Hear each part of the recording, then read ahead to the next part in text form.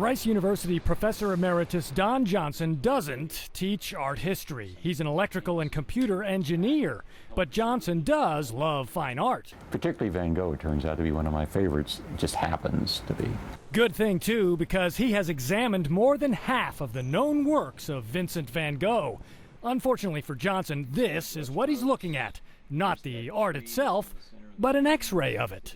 That's one of the downsides of my job. I get to look at a lot of X-rays, but not the paintings. Including, most recently, this one at the Van Gogh Museum in Amsterdam. It's entitled Sunset at Montmajour. The question, was it a real Van Gogh or just a clever forgery? This is the painting in X-ray. Don Johnson can help answer that, not by analyzing brush strokes or paint composition, but by examining the blank slate that once stared the artist in the face. When you zoom in,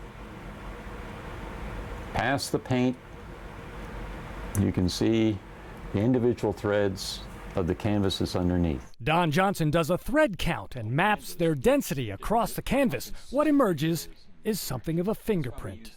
When a canvas is woven, it comes in long rolls, so you may cut a piece here for one painting, cut another piece there for another painting. Johnson can tell you what parts of that roll were used for which Van Gogh masterpieces, and how they would have looked had the canvas not been cut.